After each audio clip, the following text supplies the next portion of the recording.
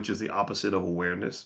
And again, that's why I call this class financial consciousness, because conscious people don't typically fall into those traps as much. So when people talk about really like what it means to be woke or stay woke, that's my version of staying woke. Staying woke means head on a swivel, be alert, check your surroundings, be knowledgeable, and make sure you know what's going on. All right. What else? They hide the odds and probabilities. They don't really tell you what the odds are when you make the bets, because if they did that, then they'd let you know. Then they'd let you in on their secrets. And a lot of the bonuses and free bets come with a lot of major waging requirements and stuff and restrictions. So they give you something free. It's usually not free. Here are a couple other stats that should probably scare the shit out of you. Excuse my French. I cussed. I didn't mean to do that, but they scare the hell out of me.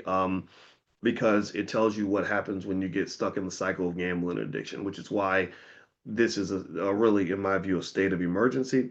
96% of all people with a gambling disorder also have some other psychiatric condition. 96%.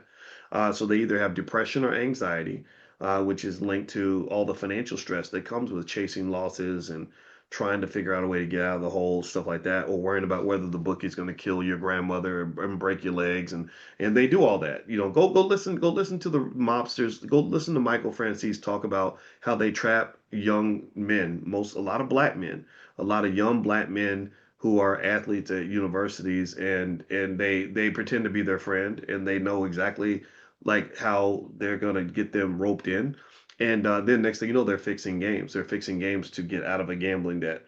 And they're not going to tell their mother. So you have to just talk to your son about it and hope that he listens. About 20% of problem gamblers end up filing for bankruptcy. 50% of those with severe gambling addictions engage in criminal acts like theft or fraud to sustain their behavior. 50%, half. So half of them end up stealing stuff, scamming their friends, etc. And and so this is interesting. I mean, but that's true, right? And I mean, addictions will do that. I had that cousin who would rob, who got introduced to cocaine. He had his dream. He wanted to be a singer, and he got a chance to go to LA. LA is literally hell on wheels. It's literally the devil's playground.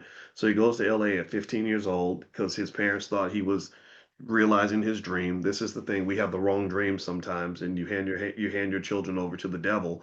And he goes on the road with a famous group, and they introduced him to cocaine at 15 years old when his brain's still developing, and he was a cocaine addict for the rest of his life.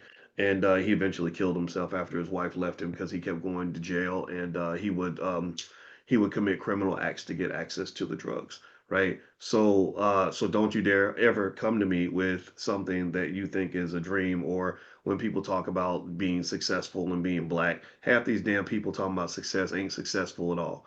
You get these dumbass rappers and entertainers coming to your public school, and athletes talking to your kids about, well, if you do blah blah blah, you could be just like me. Some of these people, you don't want your kids to be like them.